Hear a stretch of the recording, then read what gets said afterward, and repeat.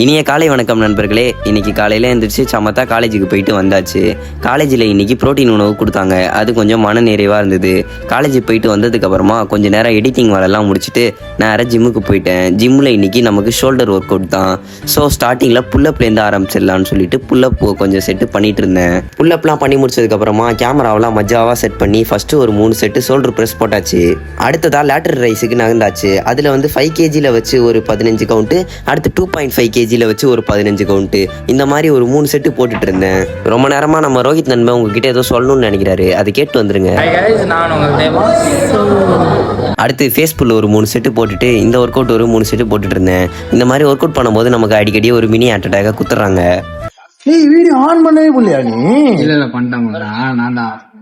அப்படி 9 மணிக்கா வீட்டுக்கு ஜூட்டு விட்டேன். வீட்டுக்கு ஜூட்டு விட்டதுக்கப்புறம் செஸ் விளாட்லான்னு பார்த்தா வீட்டில் ஒய்ஃபை ப்ராப்ளம் ஆயிடுச்சு. ஸ்கிப் பண்ணிடலான்னு பார்த்தேன். அப்புறம் நம்மளை ஃபஸ்ட் ரவுண்டே ஸ்கிப் பண்ணி விட்டு போயிடுவானுங்க. சரி, ஃபோன் எடுத்து ஹாட்ஸ்பாட் கனெக்ட் பண்ணி வாசலில் உட்காந்து ப்ராக்டிஸ் எடுத்துகிட்டு இருந்தேன். இன்னைக்கு தொடர்ந்து நம்மளை 4 மேட்ச் அடிச்சு விட்டானுங்க. இப்போ கரண்ட் ரேட்டிங் 860 தான் இருக்கேன். செஸ்ஸை விளையாடி முடிக்க நைட்டு 12:30 மணி ஆயிடுச்சு. நானும் தூங்குறதுக்கு ரெடி ஆகிட்டேன். வீடியோ ஃபுல்லாக பார்த்த அனைத்து நண்பர்களுக்கும் ரொம்ப நன்றி. அப்புறம் என்னோட சார்பாக ஒரு பறக்கு மூமா வச்சுக்கோங்க.